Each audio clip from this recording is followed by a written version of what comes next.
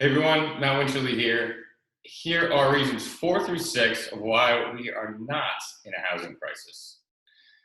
The fourth reason that we are not in a housing crisis is because of the total amount of home equity that is currently being used by homeowners. Now this is very important because in 2005, 2006, and 2007, the years leading up to the last housing crisis, there was $824 billion used from home equity, meaning people pulling equity out of their homes and over leveraging them.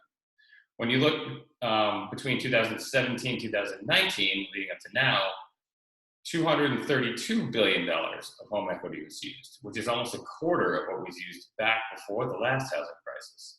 That's a good thing. And when you look at the next reason, which is number 5, we look at home equity overall. So when you look at home equity overall, back then, because a lot of people were over leveraging them, but they were still getting homes, a lot of people didn't have any equity in their home, which led them to just basically leave their homes. Like a lot of times people were just turning in their keys and saying, I'm done, this isn't worth it, I'm not gonna do this anymore. And those results were foreclosures. When you look at the situation we have today, over half of the homes in America have over 50% equity, meaning they're not just gonna walk away from their homes. And it also puts them in a much better financial position. And finally, 37% of homes are owned free and clear, meaning that the mortgage has been paid off completely, which is amazing. And number 6, the sixth reason that this is not a housing crisis is probably the most important.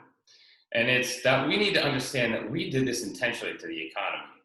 And what does that mean? It means that when you look at the economy right now, when you look at what's going on, when you look at the situation, where everybody's at home and people in businesses are panicking, and we've just got to realize that we manually hit the pause button. I mean, the government came in and said pause, and just like that happened, they're going to manually hit play, like they're starting to do right now. This wasn't something that came from the outside. This wasn't something that was unavoidable. It wasn't over leveraged homes. It wasn't that it was too easy to get mortgages. It wasn't anything like that. It was very simply the idea that we hit pause. And what's also very important to understand is that the housing market did not lead us into this. Usually housing is a leading indicator, and housing market didn't lead us into this, but there's a good chance that it's going to be the reason that it leads us out of this.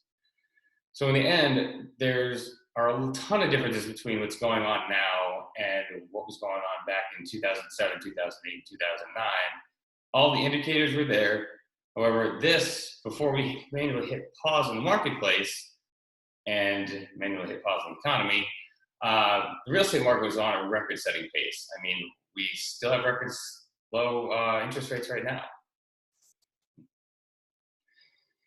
So in the end, there are a ton of differences between what's going on now and what was going on back in 2007, 2008, 2009. I mean, all the indicators were there. However, before we manually hit pause on the marketplace and manually hit pause on the economy, the real estate market was on a record-setting pace. I mean, we still have records low interest rates. And when they hit play again, as we're already starting to see and feel, a surge is going to be coming into the market, and buyers and sellers are going to be out in full force. So thank you for watching. If you have any questions about anything that I discussed, please reach out to me or comment below, and I'll get back to you as soon as possible. And also, if you have any questions about the market or you'd like to discuss your current housing situation, I'll always be happy to speak with you. Thanks again.